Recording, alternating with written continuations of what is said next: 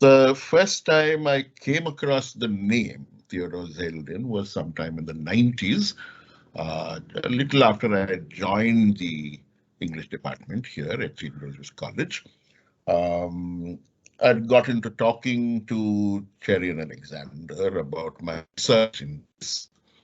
And when I told him I was uh, planning to work on Mario Vargas Llosa and on Gabriel Garcia Marquez, he said, "Aha, Latin American magic realism," at which point I protested violently and said that, the term magic realism was essentially your magical realism, to give it its proper phrasing, was essentially an Anglophone construct uh, that assumed that ideas sort of flowed very naturally from Western Europe to the rest of the world. That the writers I was talking about were essentially responding to more immediate cultural challenges, and that these terms like magical realism and postmodernism didn't have much of an explanatory function, right, when it came to uh, the kind of work that either of these novelists were doing. So he listened to me, and then at some point when he was clearing out his table, he wasn't quitting, he was merely seized by this uh, order bug. It's a bug that seizes him once every 3 or 4 months after a sizable muddle would collect on his table. So he went through this cleaning sort of phase, and he found a Xerox, a photocopy, which he gave me very kindly. I took it, and as soon as I saw it, I decided to read it straight away. It was a review from the Times Literary Supplement by the historian Gertrude Himmelfarb. And Himmelfarb had a long piece about looking at what had happened to the field of history as the result of postmodernism. Right? She was not an enthusiast of the trends at that point, of the changes that seemed to be happening to the discipline of history at that point. And so while talking about the value of a certain approved way of doing history, a traditional way of doing history, she sort of sneered gently at some faddism, at some examples of what she thought were not really respectable activity. And one of the names she mentioned at this point, in this moment of genteel outrage, was the name of Theodore Zeldin. She said he was a historian, and he'd written a book about the French and all of that. And then he seemed to have gone over to the dark side in some sense. This is my language, not hers, because he declared apparently that the most authentic way of writing history was not to write it, but to write fiction instead. Right? And he apparently made good on that promise, right? And wrote a novel titled Happiness, which sort of tried to combine his historical curiosity with the methods of fiction. So this was one of the examples she was giving of what she saw as a kind of degeneration caused by postmodern trends, by allegiances to the postmodern. And then she went on to say lots of other things in the essay. But the name stuck in my head, and the audacity of the move that he had made also stuck in my head. And so I decided that I would look out for this man and try to read him if I could. This was around 95 or so. The internet had just begun arriving in Bangalore, which meant, IIC had internet, or government offices had internet. So I decided that I would look for Zeldin where I could, which was in the bookshops which got small dribbles of new publications, or in magazines that arrived from various corners of the world. And eventually, at some point in the year 99, I laid hands on Zeldin's An Intimate History of Humanity. So this was the first book by Zeldin that I read. When I read it, I was charmed by some of the things he was attempting. And I was also, as I read and reread the book, I was also a little disturbed by, shall we say, some traditionalist preoccupations, by some concerns that seemed to me like maybe Gertrude Himmelfarb was not entirely wrong in feeling a little queasy and a little suspicious of some of these moves that he seemed to be making. Over the years, however, I've made my peace with Zeldin. Right? There are things I don't buy, and there are things that I still find quite fascinating and interesting in the kind of work that he attempted as he evolved as a historian. I don't agree now with what Himmelfarb was saying, that Zeldin had a kind of road to Damascus moment when he encountered postmodernism. I think it evolved quite naturally out of his own creative dissatisfaction with traditional ways of doing academics. So Zeldin's work comes out of this dissatisfaction, this creative dissatisfaction that I'm talking about, where as an academic you end up talking to your peers, and as a result of which you end up talking to a circle that grows smaller and smaller, right? As academic writing becomes more focused and more grounded in what we call traditional methods of research, it also becomes less accessible to other readers, right? And eventually ends up in a sort of mathematical absurdity where your audience is sort of decreasing as you continue writing, right? I think that's the primary headache or problem that Zeldin was trying to raise and answer for himself. And that's a problem that I find myself sympathizing with. That's a problem which I think requires a certain kind of audacity, a certain kind of imaginative sort of adventuring with in order to break out of that loop. Right?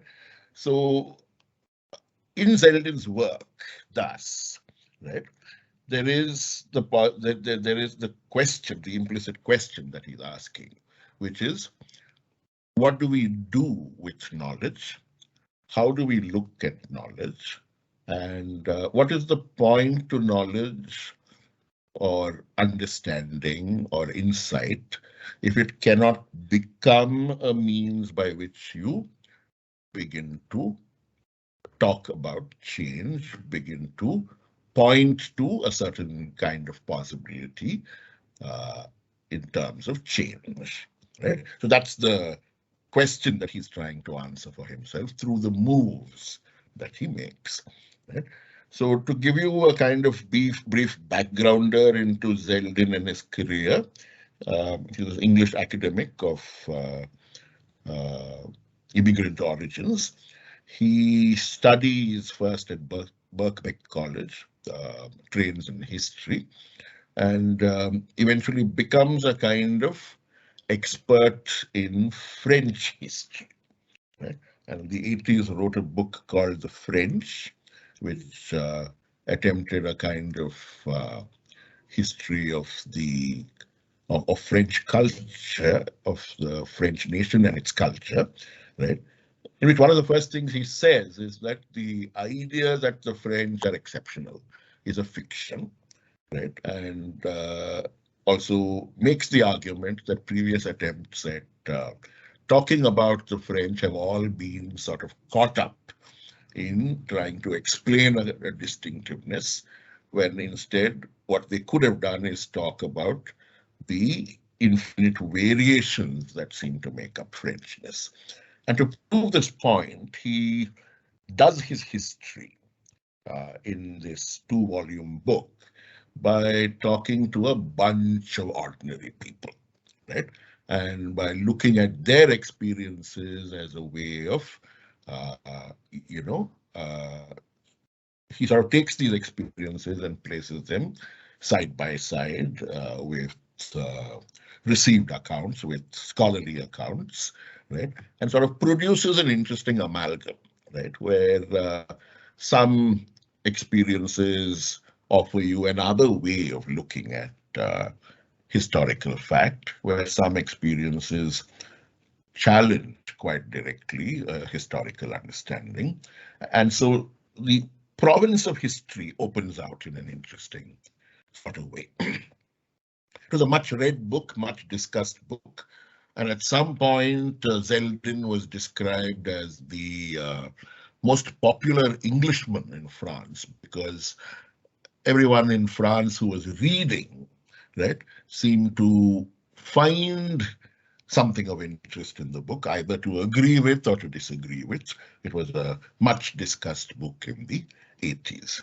So the postmodern moment that Himmelfarb was talking about probably happened later, but you will understand why I'm saying that Zeldin didn't have any, magical sudden moment of conversion to any sort of viewpoint. There's a certain kind of curiosity that has been in his work almost from the beginning of his academic endeavors.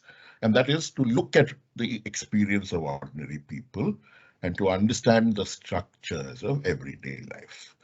The moment I say everyday life, you'll also see a connection to another group of historians who seem to have had this concern, the Annales group and Fernand Braudel, right, who Zeldin read with a lot of interest and in fact has reviewed, right, at several points. Braudel himself also wrote about the French, and so it was Zeldin who was called to review this history for the London Review of Books and so on. Right? So, to my mind, someone like Zeldin thus ends up addressing this interesting question that all of us have to address in academics, which is how do you expand the province of attention, or how do you escape from the province of inattention that is apparently the unalterable destiny of the humanities. Right? As someone who, and I find Zeldin interesting because he seems to have succeeded in opening out history in an interesting way to discussion in the mass media, right? It should illustrate how successful he's been with this way of working, if I tell you that at various points in time, Forbes magazine, which is a kind of business magazine, and what was another thing called Fast Forward, I think, another transcontinental business magazine, each listed him as influential thinkers of the respective decades that they were trying to name, scholars who would impact the world of business. Right? He taught at Oxford University and was one of the founders of St. Anthony's College at Oxford. Was also a founder of one of the initiatives in studying international gastronomy at St. Anthony's College. So those are two things that he was involved in. But most interestingly, his most recent academic assignment, he's now in his late 80s, and I think has sort of retired from active teaching. But at some point when I checked on him, right, sometime in the last 10 years, he was teaching ideas at the Scythe Business School, which is the B school that is attached to Oxford University. So what I find interesting in his trajectory is here's a humanities guy who has managed to go over to the field of commerce and management and convince them that history is something they have to pay attention to, right? So anyone who can do this sort of thing, right, is definitely some kind of academic artist, some sort of uh, puller off of the kind of academic audacity that is required for the humanities to find relevance and to remind people that there is relevance in the work that is happening in the many fields that make up the humanities. To get to an intimate history of humanity, right? It's a book that once again attempts to sort of deliver history through conversation with ordinary people, right? So some reviewer who read an intimate history of humanity says it's interesting that he calls it this because there's definitely a sense of intimacy in the book, in the sense that he's talking to people and they are sort of opening up and telling him things about their lives, right? And it's interesting also that out of this mass of intimate detail, he sort of springs forward to turn them into historical observations, right? But their primary cavil was that all the people he was talking to were French. Right? How did this become a history of humanity? Right? That was one of the challenges, one of the responses a reviewer or two seems to have made. Zeldin himself answers that in the book, right, by pointing to two things that he's doing in the book. One, all the people he's talking to are women, right? And so his unsaid point is if for the longest time the study of history has been looking at the experiences of men and considering that the experiences of men are sufficient to explain the experiences of women and other people, right? When you start by talking to women, maybe you're doing history differently, right? His other reason for talking entirely to a group of women is also something else that he says, which is interesting. He says, in our age, women seem more open to experience, more aware of their worlds than men do. Right? There's a certain kind of critique of patriarchy that he offers there, right, without getting into a kind of attack on patriarchy, right? That witty little turn is something I was charmed by. Um, the other thing that he says, right, is that he's addressing this question of what it is to be human. He's not claiming to represent everybody, right? So those are his defenses for the title, An Intimate History of Humanity.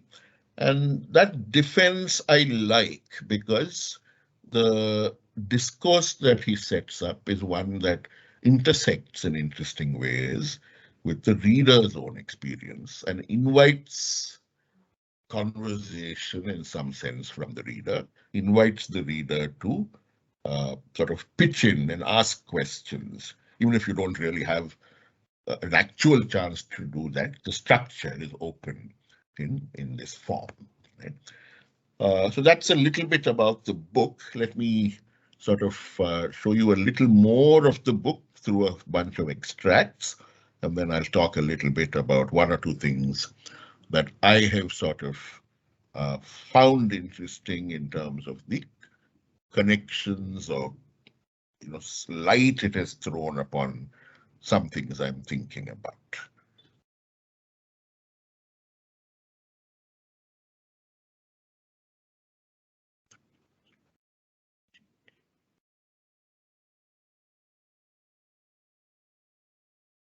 All right.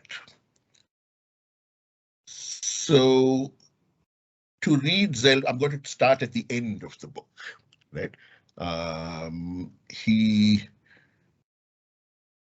produces a sort of closing explanatory note, and that's the place at which I'm going to start talking about the book, right? So he begins the book with the words, "My life is a failure." That's a sentence that one of the women he speaks to, Juliet, who's a sort of domestic servant, right? It's one of the many things she says to him, right? He comes back to that sentence in order to talk about the main point that he's trying to get at, right?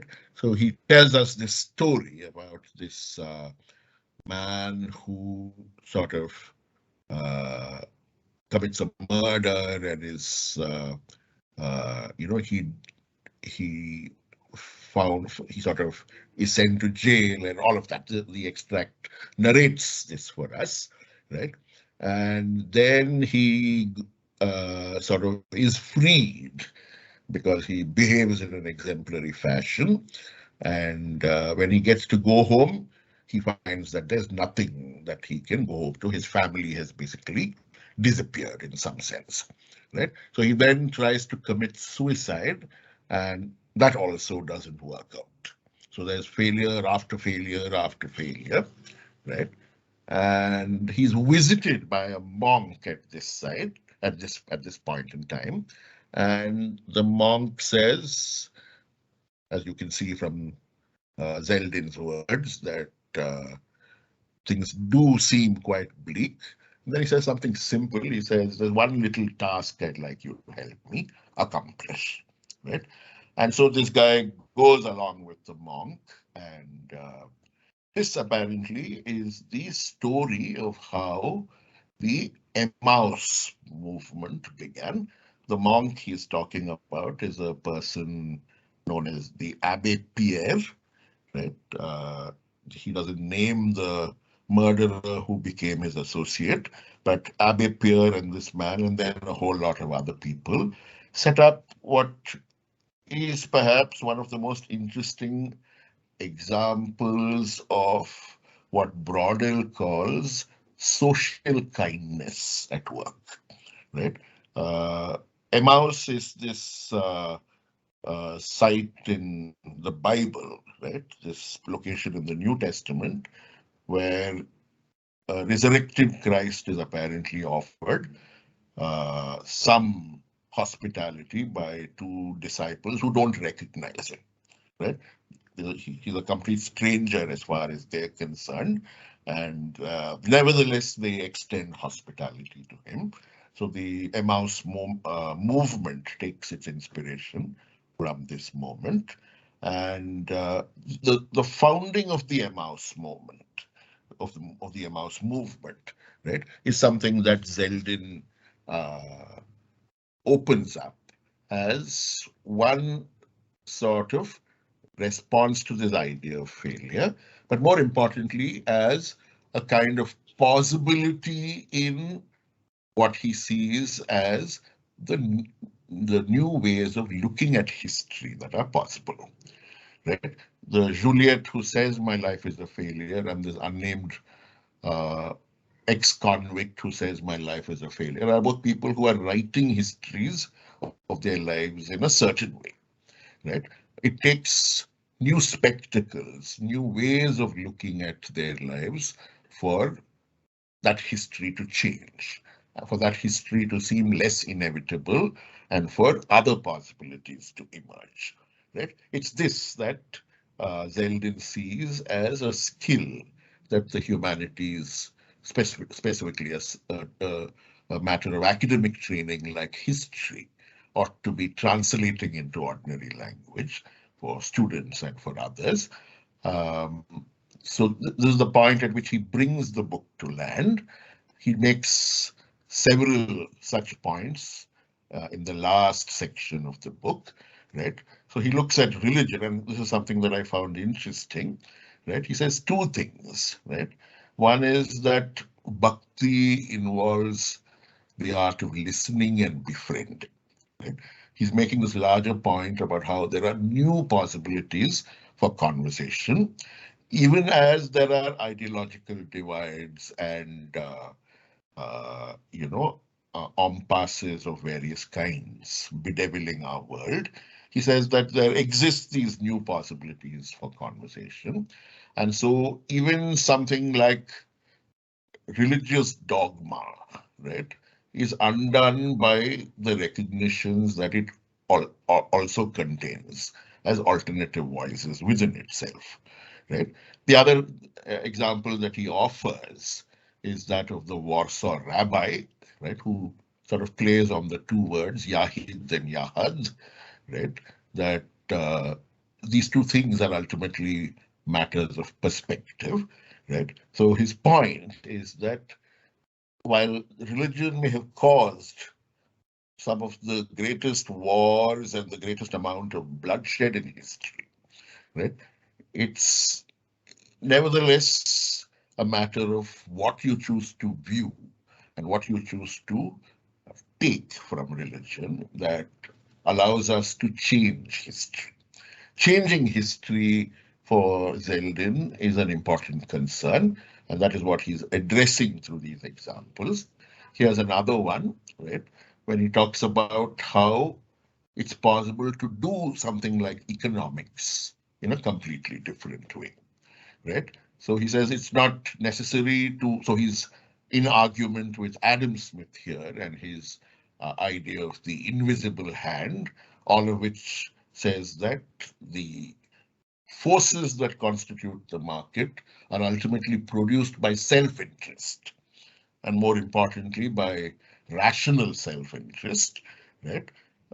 His point of view is that economics has to begin to change and to begin to regard itself differently in the light of what we are learning about humanity, about human behavior, right? And so he talks about this very interesting conceit called two-eyed economics or a two-eyed politics, right? Which is one that acknowledges that there is self-interest, yes, right? But there is also the possibility of selflessness. There is rationality in how human beings act around money, but there is also irrationality, right? And the moment your understanding of people, right, changes to incorporate all of these, it becomes possible to practice economics differently, right? Similarly with politics, where he talks about this thing called mutually acceptable alternative victories, right? Um, you can sense management speak such as think win-win here, but I think he's talking about something slightly more sophisticated. Um, this is the idea that he's trying to sort of get at. He states it more clearly out here, right? Um, which is that the possibilities of individuals reaching out to each other, to one another, and to thus build a kind of network of cooperation through conversation by setting aside uh, most conventional ways of looking at other people and being open to experience, open to difference, right? He sees that as a profoundly transformative force, and one that the unstated assumption in the book, the unstated proposition in the book, is that this openness is something that can come from the humanities. So this is this is the mode on which, the note on which the book closes, right? And it sort of represents the thing that Zeldin is trying to do, which is how do you take an understanding and turn it into a program that is useful for ordinary people, for people outside of academics? How do you turn these ideas into things that work in the everyday? That's the concern that seems to drive an intimate history of humanity. Um, right, so that's the quote that we began with, how something like this can be transformed. how transformation can come out of small acts of unselfishness. There's also the method that he uses in the book, which is what I find quite fascinating. Now, a good part of what he's saying here treads very uncomfortably for me into the zone known as self-help, right? And the thing that rescues it for me is the manner in which he's talking about uh, how a historian has to perhaps learn to talk to somebody from a completely different discipline. If you're talking to somebody from the sciences, what do you say to him or her? If you're talking to somebody from uh, more occult fields like commerce and management, what do you say to them? Right? That's the interesting set of possibilities he seems to offer, like I've said before. We'll get now to what he's doing in the book, which is perhaps a lot more interesting because it has many more possibilities, right, than what he does towards the end of the book. Um, One of the things that happens is the manner in which the book is structured. One of the places where his method is visible, right? So all these are chapter titles, right? And what they offer is a kind of focus on ordinary questions and how these ordinary questions can lead to surprising historical connections and revelations, right? Um, I specifically like chapter titles such as number 17, which is how travelers are becoming the largest nation in the world and how they have learned not to see only what they are looking for. Um, the Economist at some point carried a sort of semi-satirical article on how frequent flyer miles, right, benefits given to travelers who take flights frequently, was slowly becoming a very influential kind of unofficial currency, right? And that's one of the things he's referring to when he says they're becoming the largest nation in the world, right? Um, there are also other interesting chapter titles which I haven't shown you in this screenshot, right? Such as why is it genuinely difficult for men and women to become friends? Sorry, it's right here, number 18. Why friendship between men and women has been so fragile, and so on, right? So the questions that he articulates as chapter titles, right, uh, become the takeoff point for a series of meditations. The questions come from the conversations he has. So each chapter has, one person who he has met somewhere in France, right? It's it develops from the conversation he has with them, and then it becomes this question, and out of that question comes a kind of historical music. He says, my method tries to achieve both a microscopic view and a telescopic view, right? So this is the microscopic at work, right? He's talking to Juliet. This is the opening of the book, right? He meets Juliet. He talks to her about what matters to her. So Juliet is somebody who has spent all her life as a domestic servant, right? And she has aged, which means that she can't do as much work as she once could, right? But needs to stay alive, needs an income, and so has to figure out new ways of conserving energy and making sure that she has enough money to take care of herself, right? This account of private life, private and working life together, right, becomes a way by which Zeldin is able to look at what the free market economies are not able to do for people who are able to work, willing to work, right? And at the same time, it also becomes a means by which he is able to chart freedoms that have become available as societies have changed, right? And allowed women to become people who are capable of defining substantiality for themselves. So his curiosity travels in both these directions.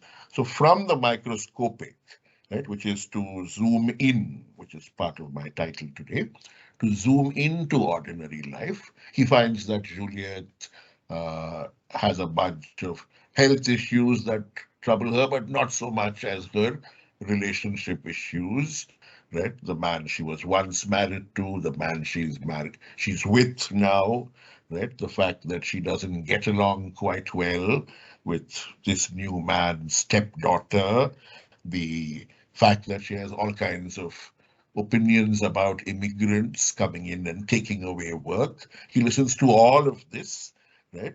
And out of that microscopic vision comes a bunch of historical reflection. So that's the telescopic part of his account. He does this carefully across every chapter.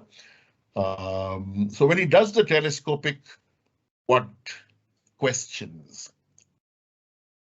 arise? One of the things that I found most interesting, right, is this response that he makes, right? One is that this idea of the independent human being capable of trading labor for work, right, is in some sense an evolving construction, right? And this is when he begins talking about the idea of slavery, right? It's a very beautiful sort of disquisition upon slavery that follows.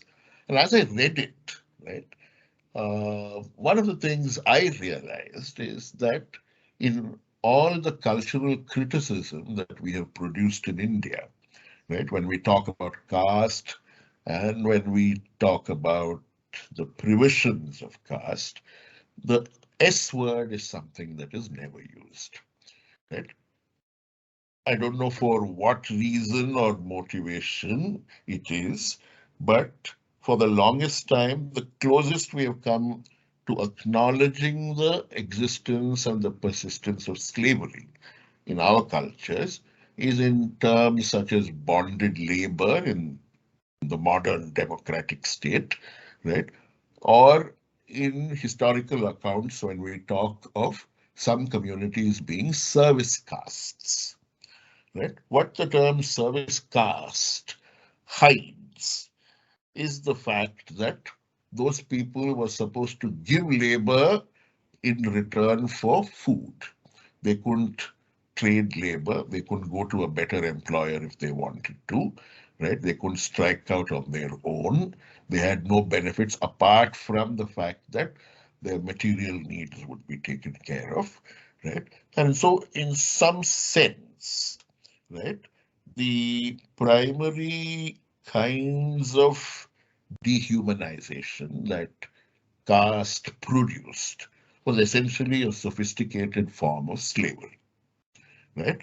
Now, is this lack of acknowledgement of slavery as an essential component of caste in India, right? Where does it come from? Is it a motivated sort of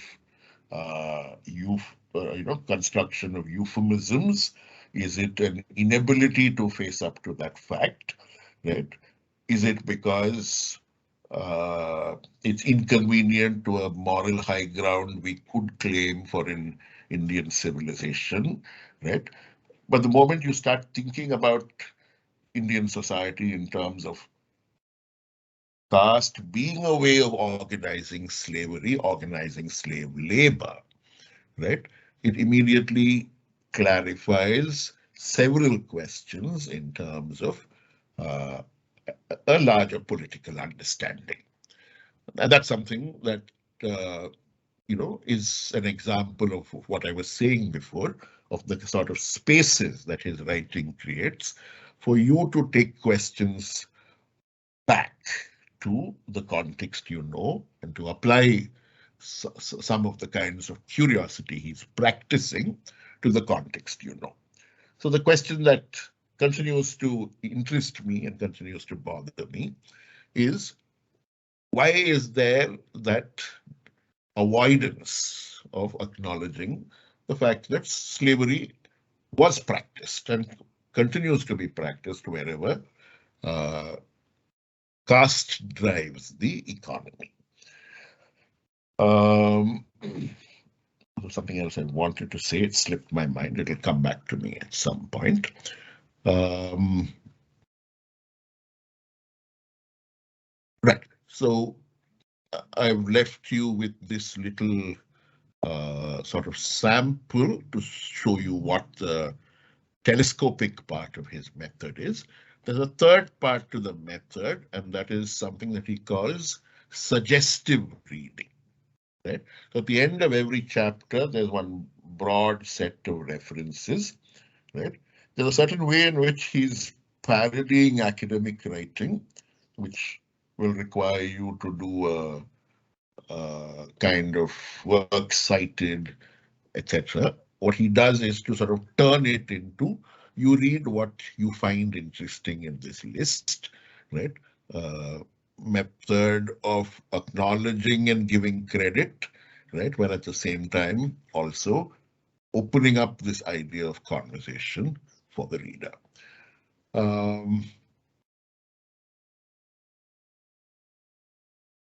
So the point that I'd like to bring this little presentation on Zeldin to rest, right, is this idea of the practitioners of the humanities being able to make some gestures of audacity, some moves of audacity in order to go beyond a traditional audience, in order to open up public conversations or public interactions in ways that are useful to people, in ways that give people a certain kind of understanding of everyday politics and understanding of how everyday circumstances can be altered.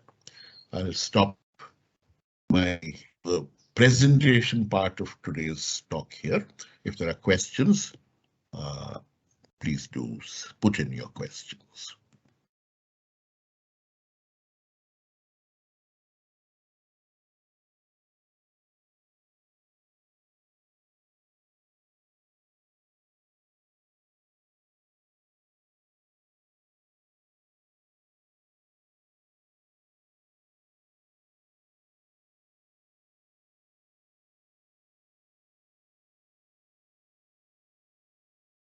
Over to you, Dr. Taushif. Yes. Thank you, sir, for enlightening and thoughtful talk. I'm sure that this has increased the curiosity level among the students and especially the audience. So if anybody has any questions, so you are free to write in the chat box, and if you'd like to unmute and speak, that is also okay. So Achut, can you please also check on the YouTube that whether there is a question or query for sir? Sir, there is a question in the chat box. So could you please check up this, or you want me to read this? Not to worry, I'll look at the question. I can see it too. So this is Shifali's question. In many ways, I feel like my world is too small, like I'm not looking beyond myself. How do you manage to become aware of the world outside and talk about it more? All right, now this is a genuine problem for people caught up in a world where the nature of work has changed so as to A, occupy a lot of your time, and B, leave you so exhausted that the only thing you want to do is go home and, get some Netflix or something organized in such a way that you can binge mindlessly. Right? So the thing that one can see in this scenario that I'm painting is that there is a certain sort of oppressiveness about certain structures, but there's also a kind of opportunity to deal with that oppressiveness. It calls for a kind of creativity, right?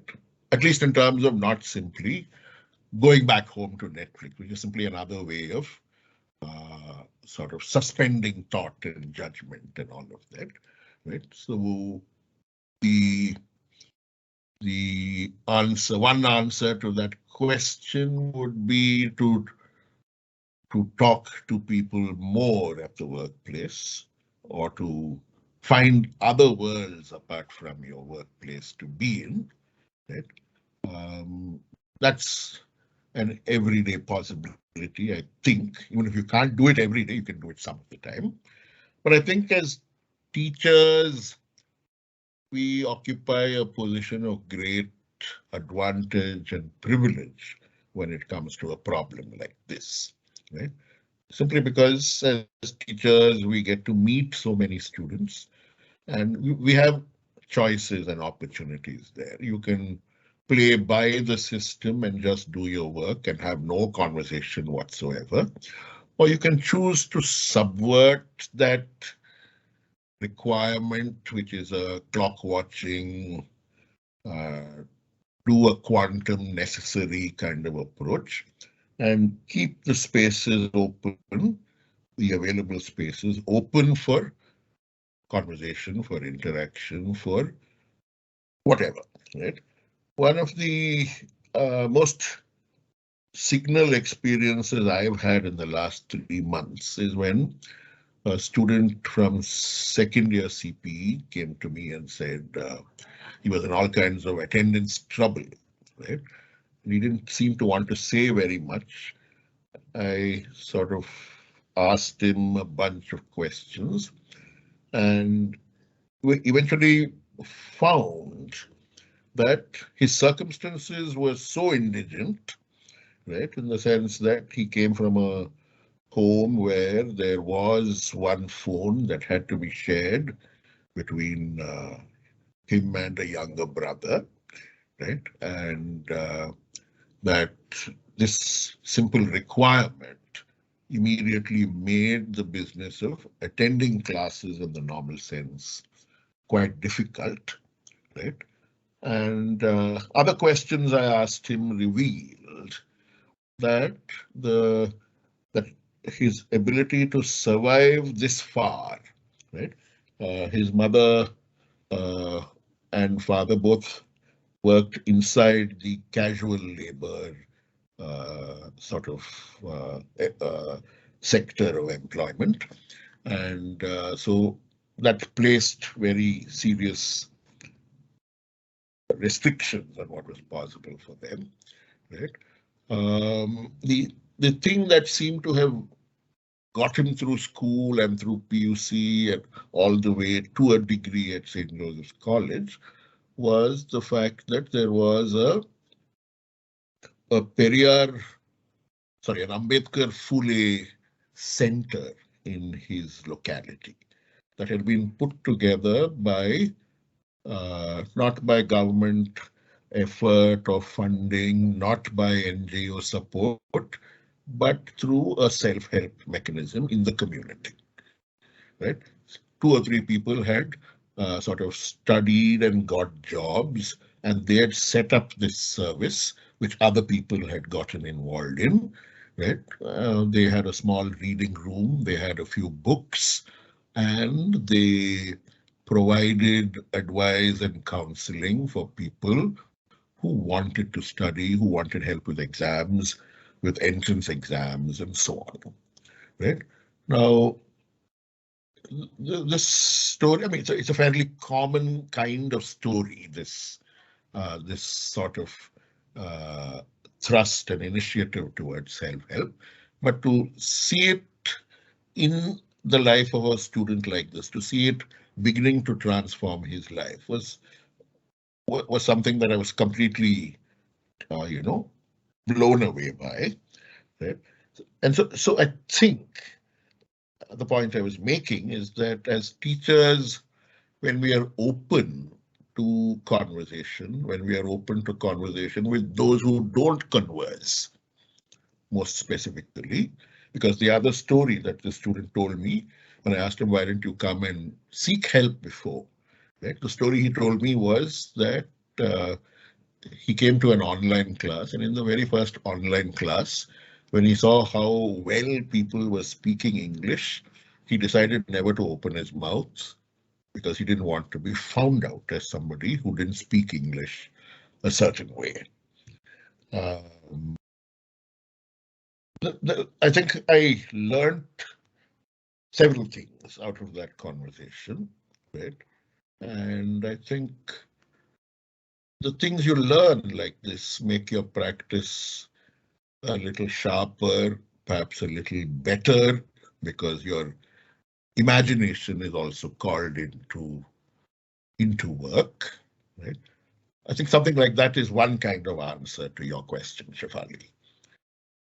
Right? So it's not about your having to make yourself aware, right? If you stop and listen, right, you can have awareness arrive all by itself. You can have your imagination wake up all by itself.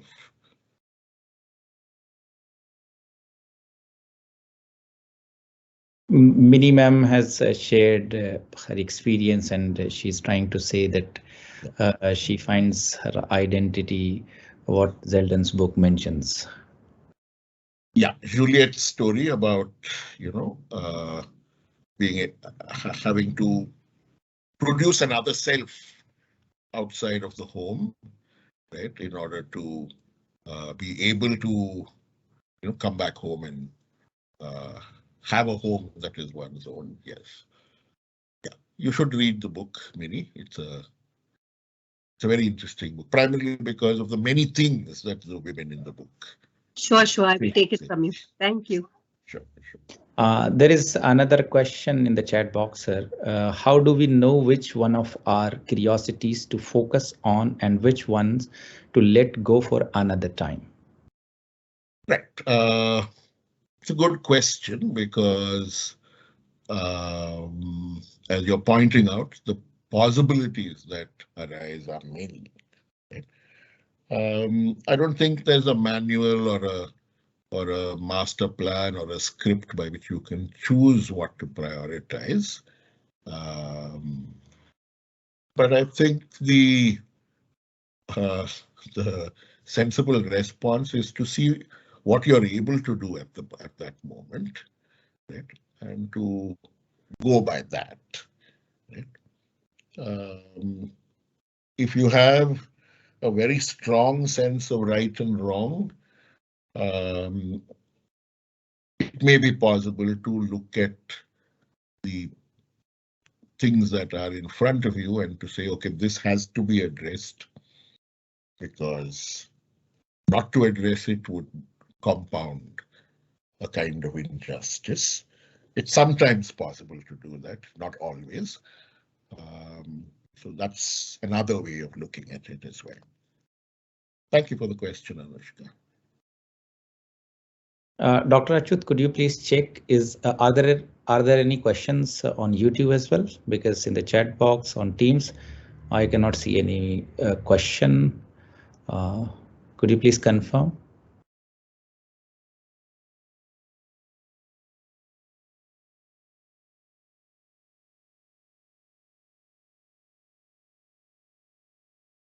Dr. Achut, can you hear me?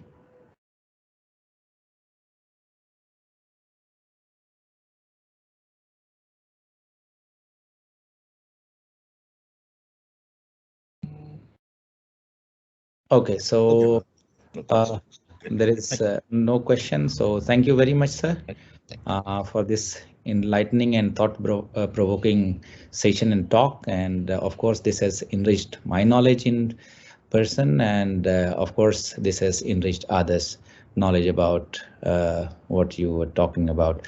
So quickly moving towards the next presentation. So the next presentation And the next presenter is Philip Victor. So quickly I'll introduce about him. And the most fascinating thing that I can see about Philip Victor, that he is a writer, at the same time theater performer and visual artist based in Thrissur.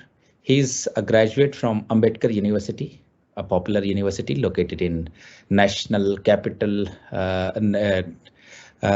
Delhi. And Philip's interest area lies in understanding the body and its involvement in the production of theater and art.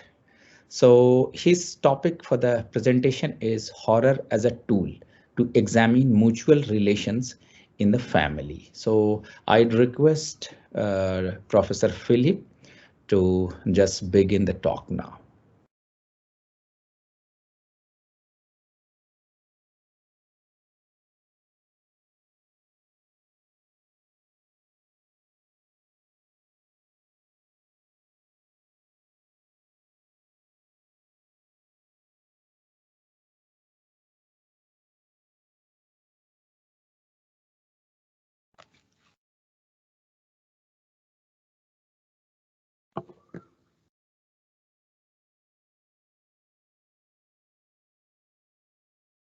Hello everyone.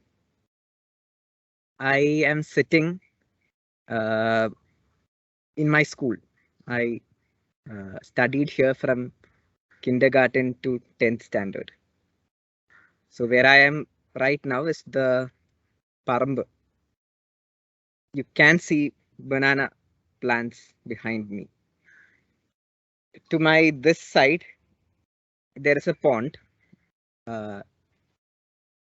The people here call this pond Bhagavati Kulam. And that is because this pond, which is triangular shaped, is facing the temple right opposite. And the goddess in the temple is called Chirangulangara Bhagavati. So it is believed that during this time in the evening and early in the morning around 5 o'clock, the goddess comes to this pond here and takes a bath. Right next to this pond is another pond. There I come and take a bath in the evenings. So if this causerie was not happening, I would have been taking a bath there in that pond. I will try to show you the Bhagavati Kulam.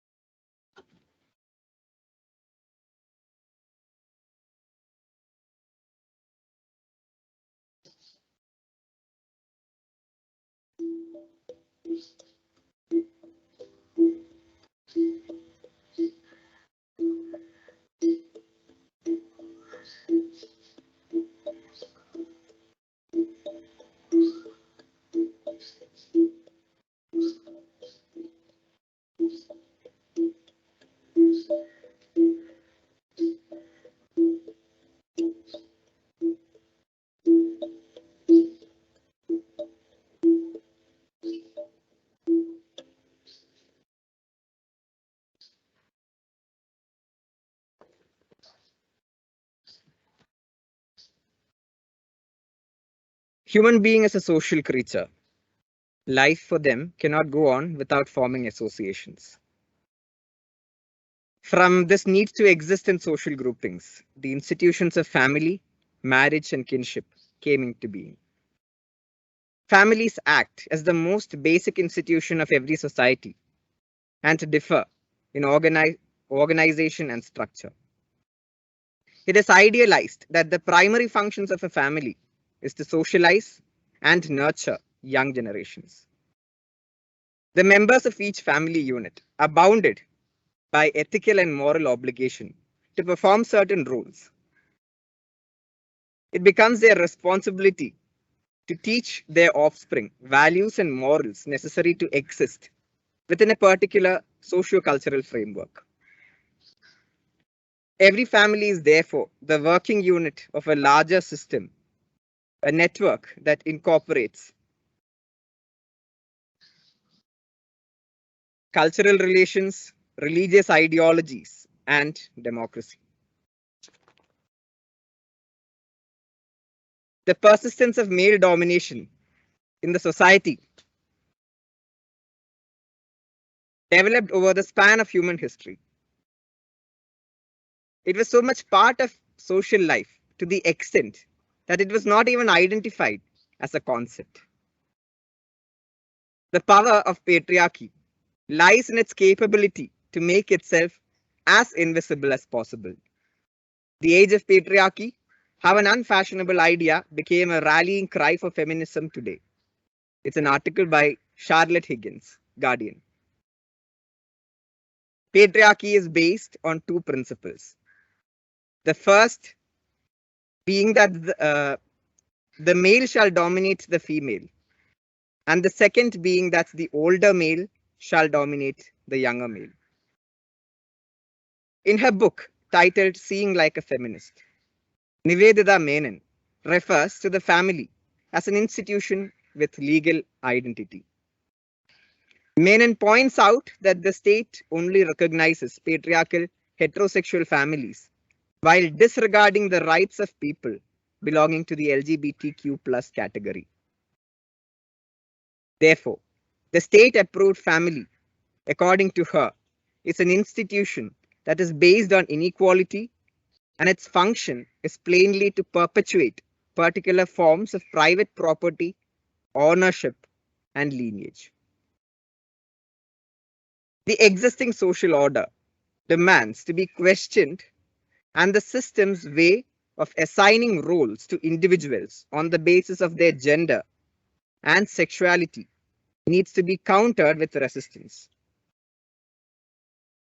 It is important to make sure that each member of a household is to be treated with respect and their thoughts and opinions are rightfully valued.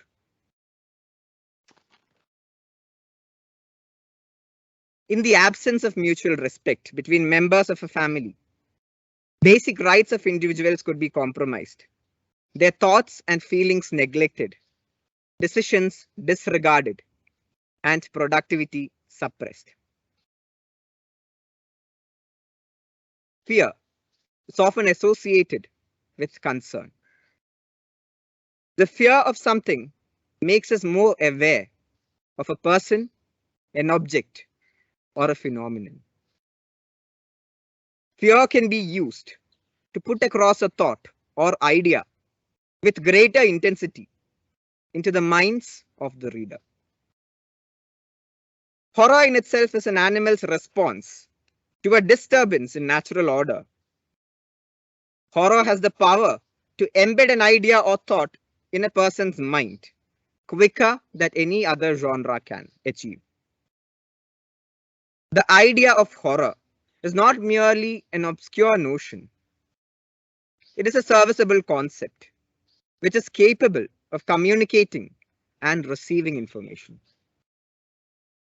Horror can be used as a tool to question limits of knowledge, experience, and selfhood, and it lies closer to the edge of man's scientific understanding of the world. The Indian family system does not treat all of its members as equal. Most Indian communities follow the patrilineal system of descent, where the father figure is given primeval importance. The psyche of the female is subjugated and religiously conditioned to accept subordination. as much as it is a space of entertainment and excitement, of terror and dread. Horror is also capable of relishing complexities that arise when boundaries of taste, of bodies, of reason are blurred. As much as it is a site of exploration and expression, horror leverages the narratives of the reproductive, the maternal, and sexual to expose the underpinnings of the social, political, and philosophical othering of women. In other words, the feminine identity occupies a place of privilege within the context of the horror narrative. The ability of horror to merge women's bodies with domestic spaces allows the possibility of opening up the house to the male audience and provide them with the opportunity to directly observe and experience hierarchies of power within the members of the house from the point of view of the oppressed. In this manner, it becomes possible to help trace the unsaid and unseen of culture, that which has been silenced, made invisible, covered over, and made absent. Over the years, horror has been used to scare people into accepting their social roles. It can also be used to make people rethink social roles and question those who make them. Horror can be used to make them identify the various forces that may be making them accept certain roles of functioning.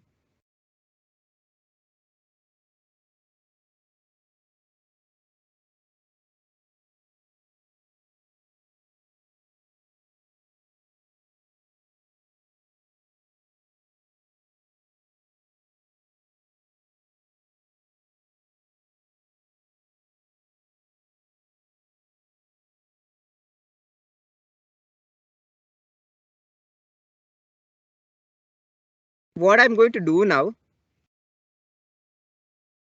is that I'm going to read you guys a part of something that I had written. This was a 9-chapter novel titled "The Color of My Skin." I wrote this novel. I'm only going to read a small part of this novel.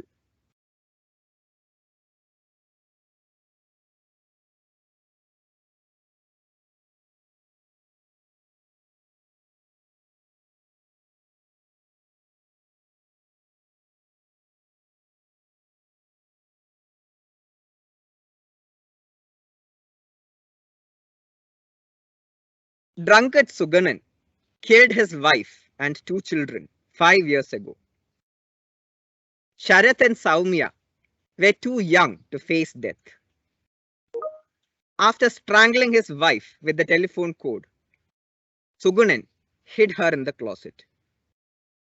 Reports state that he mixed rat poison in the children's meal and fed them the poisoned food.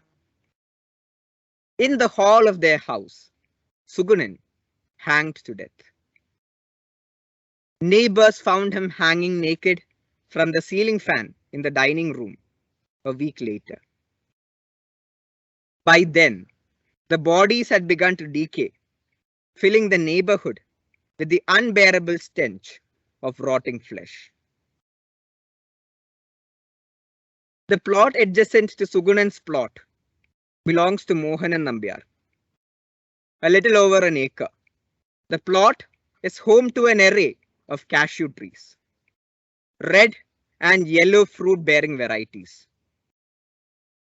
Close to the boundary that separates the plot from Sugunan's compound is a tall jackfruit tree towering over Sugunan's house.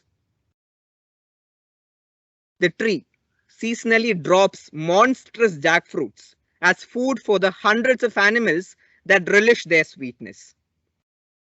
The jackfruit tree isn't the Varika variety, which is often compared to honey in songs and poems. This tree belongs to the Kura variety, which can easily choke a careless toddler if he tries to eat the fruit fast. It may not be visible to all, but those who have wandered into Nambiar's land would know that the compound hides a pond right in the center. A pond topped with water lilies. Even if the sun tried with all its might to send a ray of light down to the bottom of the pond, it simply wouldn't be able to. Mohan Nambiar worked in an oil company for over 30 years. When he returned from the Gulf, he had enough money saved up to build the Nambiar building in the center of the town. With the leftover from his savings, Nambiar opened a jewellery shop with the name Nambiar and Sons Jewellery in the year 1990 in his own building. What is, however, funny about the name is that Nambiar never married and had no children. In the middle of that year, Nambiar was accused of possessing smuggled gold. He was found guilty by court, following which he disappeared. There were rumors going around saying that Nambiar fled to the Gulf and was living the life of the Sultan himself. Only Nambiar knows where he is now. His properties were seized by the government. Nambiar's ancestral home, the new building and the jewellery shop, and the land he owned next to Sugunan's home. From that day on, the land that earlier belonged to Nambiar became everyone's land. When nobody looked, lovers vanished into the thorny bushes because nobody noticed them there. Then there were some who lit beedies and hid in the unoccupied bushes to watch the lovers embracing each other.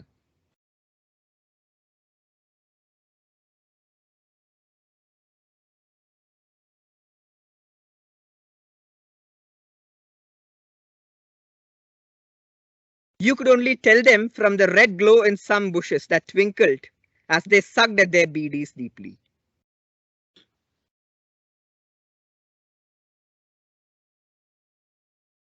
Neighbors stormed the land to get hold of every single cashew nut that fell from the cashew trees.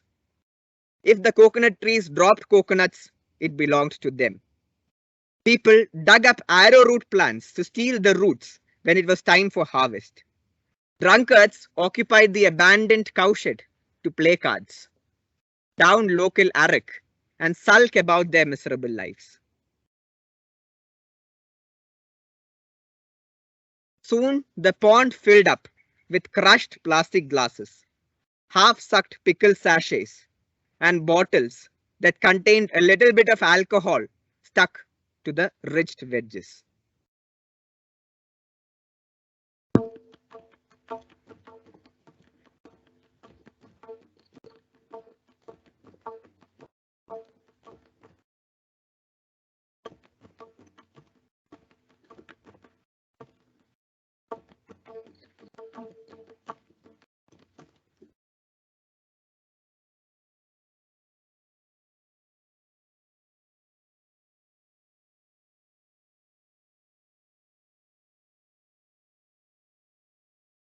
Thank you.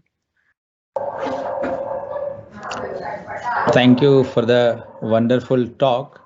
I can see one question in the chat box from our colleague, Lily Kuti Abraham. Is the novel published?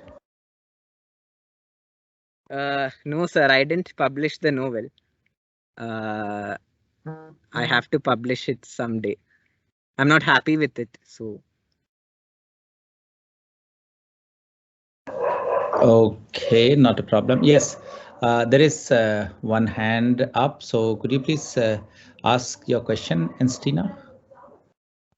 Yes, sir. So the theatrical elements you used of speech and music and acting really enthralled us. Thank you so much for that, sir. And one aspect I would like to speak about is your act of trying to kill a mosquito in the beginning of your speech.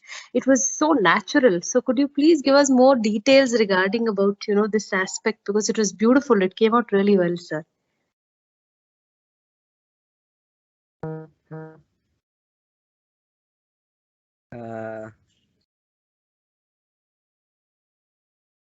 I really don't know. Some of these things come to us when we do things, no? So that's right. That's right. And it was beautiful. Thank you. I am sitting in a paramba, as you can see. And there are mosquitoes here. I think when you were speaking about the power of human beings, you immediately killed one mosquito there, and it was beautiful how that came in place, I think. Thank you so much. I it just occurred to me when I read it, so that's just it. Thank you, sir.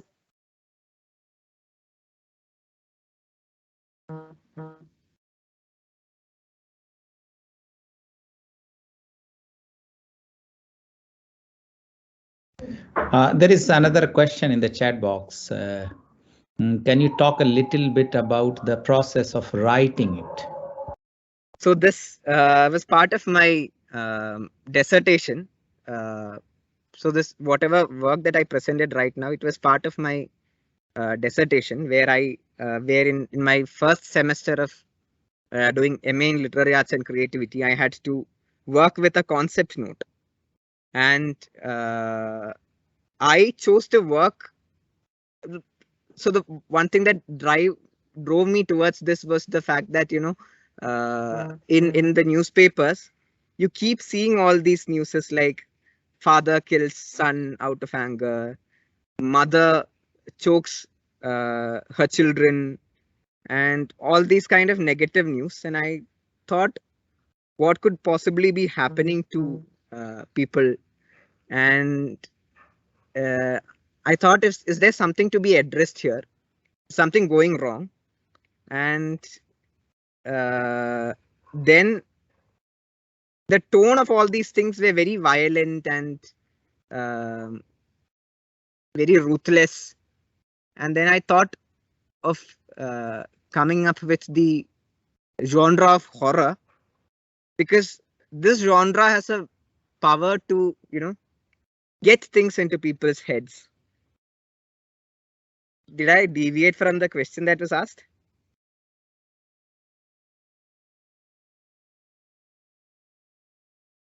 About the process was the question. Yeah. So this was about the process of writing this book. So every semester we had to write. I mean, every week we had consistent writing work to do, and these writings would be discussed with the faculty and as well as the students. So there were 13 students in my class. So all 13 of us had to read each other's works also. And there would be a discussion session in class, which would be 2 hour long. And in this discussion, we would be getting feedbacks and possible ideas to work more. So then in my about when my first year was about to end, I had to be done with the first draft of my novel. It was 9 chapters long. Then in the next year, I had to sit and rework each chapter. And I also had to see if whatever concept that I had in mind was coming in through and getting carried through each chapters. So if that was not happening, we could go and have a discussion with my faculty, and then they would tell me to they would give me directions as to how to work on it and get it better. That's basically like the process. Thank you. There are like compliments and questions in the chat box that I can see. So from Vijay Lakshmi ma'am, there is a compliment for you. Excerpt of the novel is too good. Please publish. Right. Yes, ma'am. So yeah, another compliment kind of thing, and like more particular, this is the question from Mini ma'am.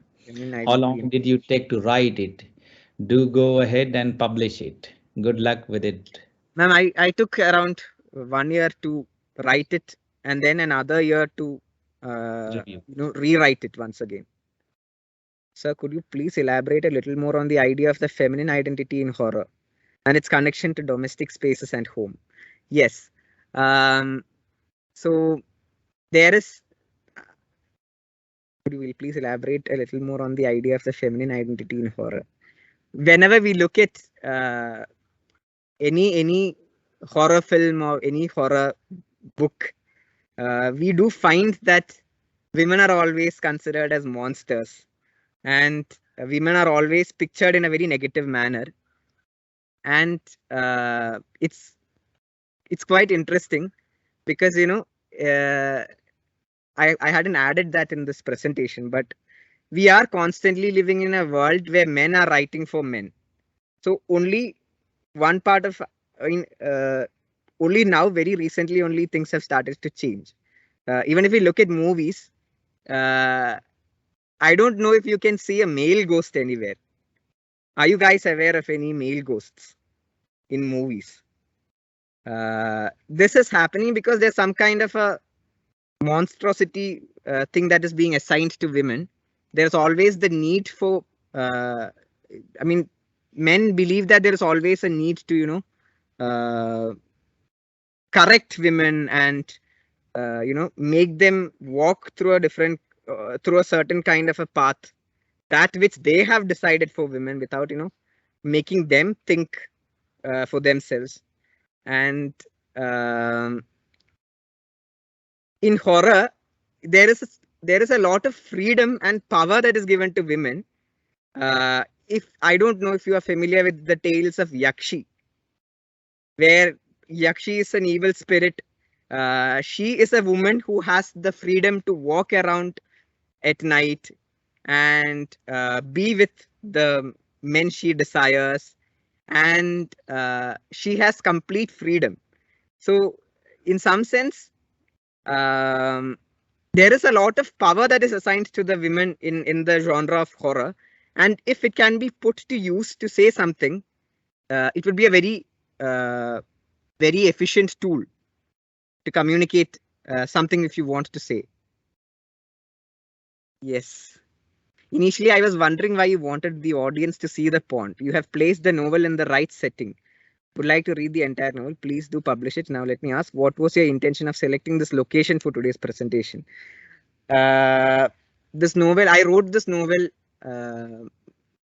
keeping in mind this setting, and I have written this novel on the basis of my interactions on this property and the stories that I've heard from people. So I thought, since I was reading that excerpt, I thought that I should sit here and then read this excerpt in this very point from where all this thought originated to write the novel. So that's why I chose to write here. Ma'am, horror is one of those genres that, when done right, can create the most human of characters. Is there any particular piece of literature that you think has such characters, sir? There is one novel by a writer called P.F. Matthews called Chavanilam. And that is one novel that I like reading. I've also read another book of his called Irittilari Punyalan. Both these books are really good.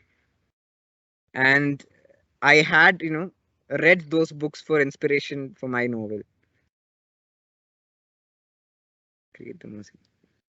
Yeah, I think that's it.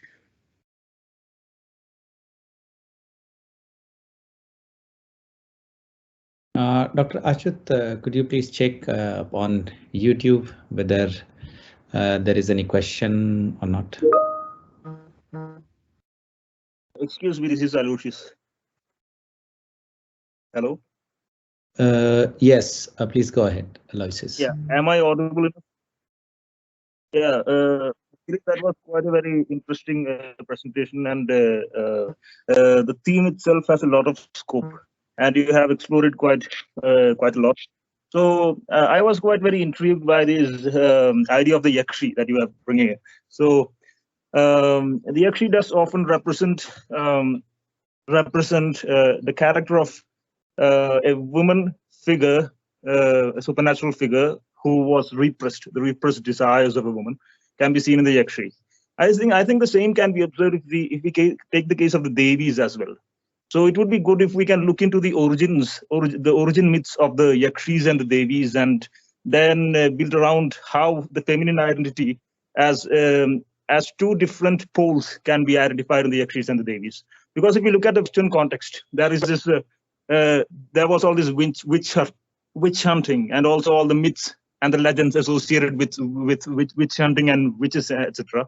So from the Western context, when there are many feminists who have worked upon how the figure of the witch represents the idea of a woman in a male-centered society as those women who would go beyond social restrictions as becoming witches. So in the Indian context, we would be able to, I think, if we look at the origins around all these the myths and legends of the Yakshi and the Devis, we would be able to throw some light on them.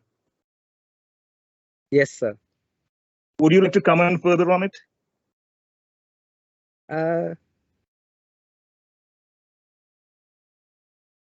It is actually true, sir, that there is.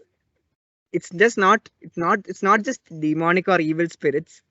There's also godly characters that are attributed, like in the case of goddesses, and it is interesting to look at the various stories.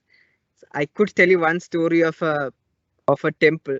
It was actually a sacred grove called Goblichi Kava. Goblichi was the Devi there. She was actually a witch kind of she was actually a demonic spirit, Goblichi. And this story, I've listened to the story from my Malayalam teacher, and he told me that when he was a child, it was scary to go to the sacred grove because they were scared that the demon would be sitting on top of the banyan tree and would try to jump on you if you came there with a bad intent, or if you had a bad thought in your mind when you visited the sacred grove. You could expect the demon to jump from the banyan tree and fall on you and get you, and it can possess you, it seems. And right now, some 7 or 8 years, I think 10 or 20 years after, now there is no more Goblichi Kava. This entire place has changed into Komalakshi Devi Kshetram. So what has happened to this demonic spirit is that this demonic spirit has become a god. And now there is no Goblichi, there is only Komalakshi Devi. It's actually quite interesting to listen to all these stories. And then the watchman here in this property, his name is Shashiatan.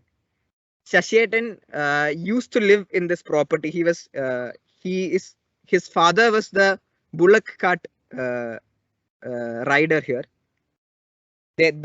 On the left side there are fields, and the place where I'm sitting right now, this is also a field that was filled with soil and transformed into land. So the Shashiatan says that he has seen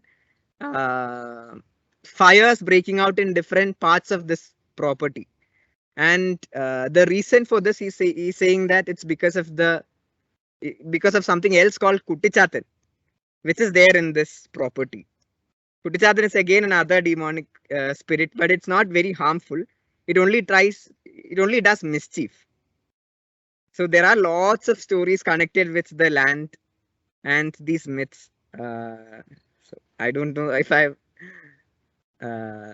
Yes, thank you, Philip. That does throw further light upon the topic.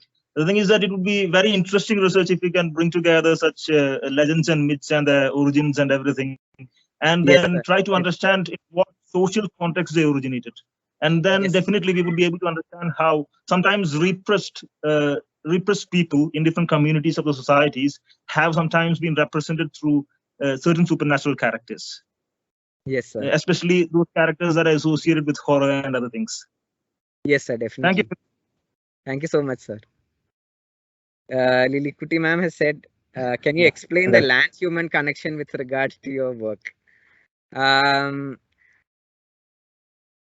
I don't think that human beings, or as a matter of fact, any animal can be seen separate from the land that it inhabits. And it is important to situate this writing in a particular kind of a locality and in a particular kind of a space. And for me personally, I cannot think that we are made of so many things that where we exist, and our bodies are very closely linked to the land that we inhabit. In my work, I have been hearing stories in relation to people who have lived on this property, and and there's also this fact that, this land is also not just ours. It belonged to so many people before it got passed on to us. So I feel like it contains traces of it. So this land contains traces of many people who have lived here and died here. So that I felt like that was very crucial for my novel. So I thought of putting that in and giving importance to the land also. Thank you, Mini ma'am. Yes, there are compliments for you in the chat box. That the session was very engaging, very informative. Eventually, I enjoyed like the way you started, especially that the device. I cannot like call the name of that particular device. The way you like just started music with that. Yeah, so really that was very wonderful. So if there are no more questions, so officially we come to an end of the session. So on this note, we have entered the final moments for this session, where I feel privileged to propose a vote of thanks.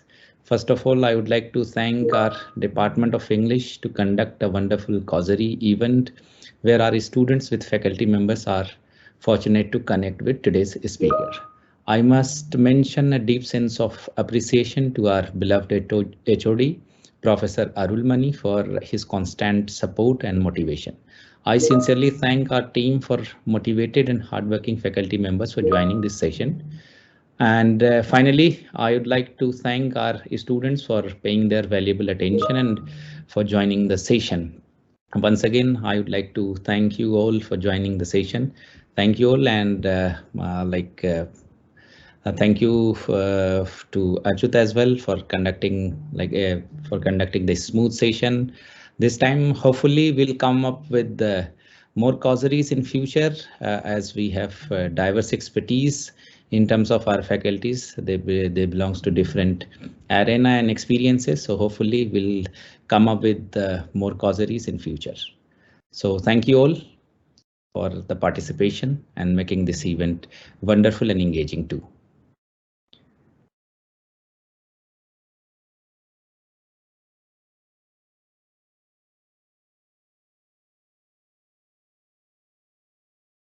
Shall we end up this event now, Dr. Ashok?